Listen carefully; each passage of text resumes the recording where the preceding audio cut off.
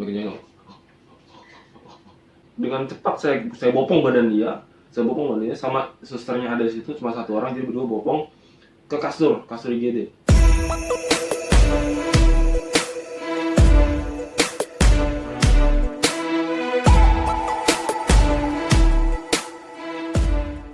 Halo semuanya. Halo. Oke, kita kembali lagi di bagian yang ketiga, part 3.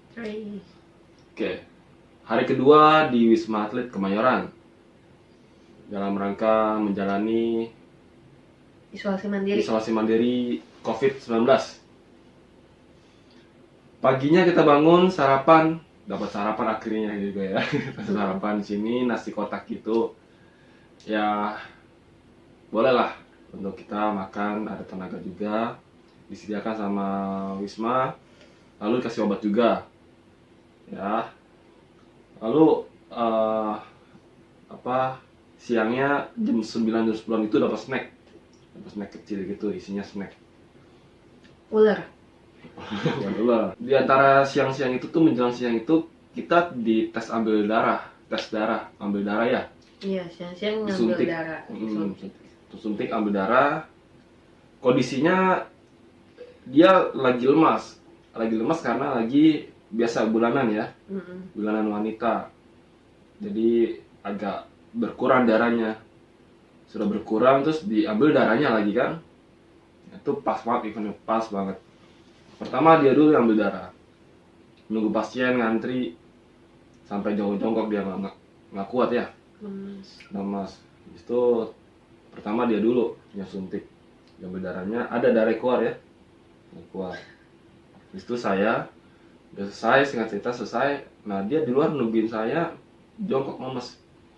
Sampai kita balik kamar tuh saya bopong dia karena dia udah gak kuat, lemes ya. Kenapa tuh?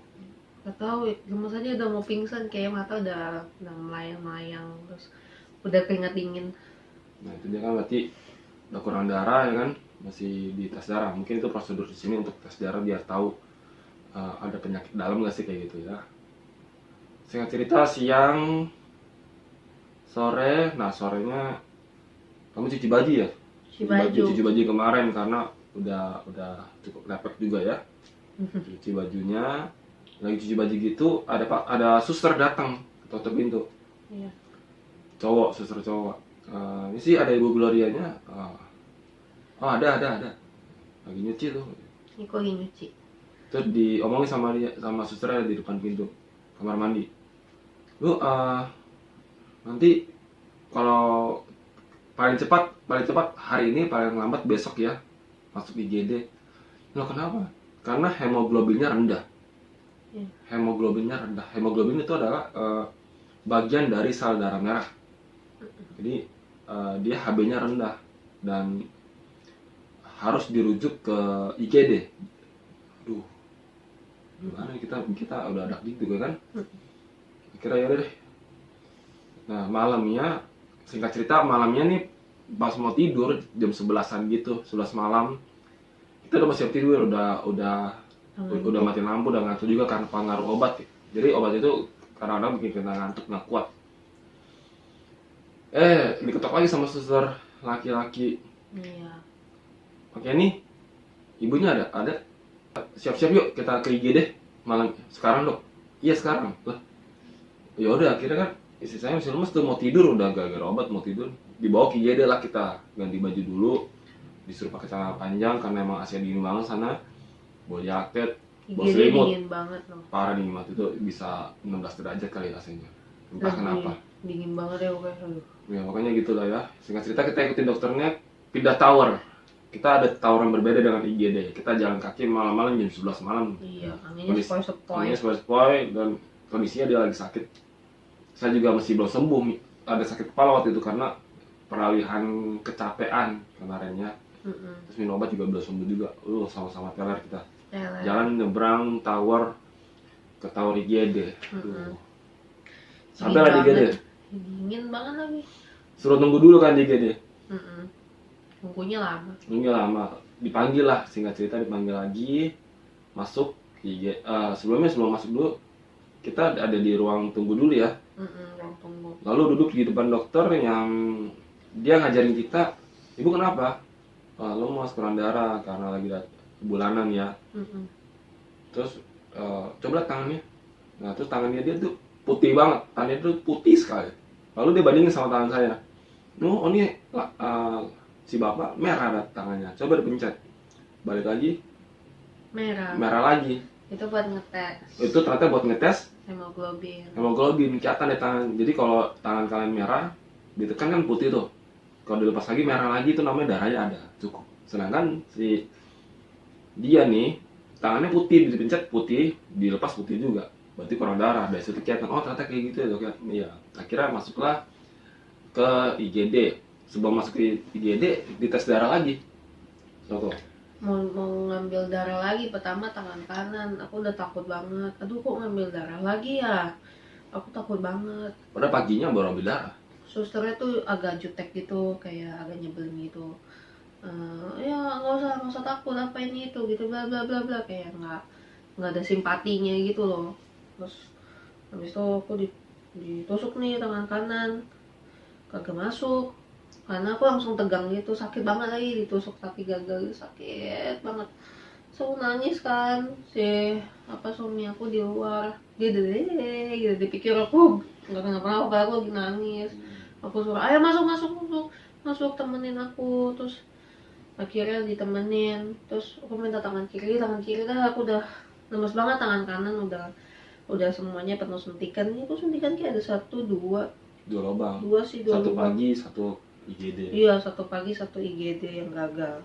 Yang kedua ini. Nah pas mau kedua itu saya masuk ke dalam. Yang kedua suami masuk ke dalam, terus aku pelukan. Jadi aku lagi duduk, suami berdiri, aku posisinya aku sambil tutup mata gitu. Dia sambil ada di peluk. badan saya, ada di badan saya karena takut ngeliat jarum udah sakitan. Iya, terus habis itu udah tuh aku tiba-tiba melayang aja gitu, melayang. Terus udah ringan aja gitu, kepala aku udah sakit, terus melayang.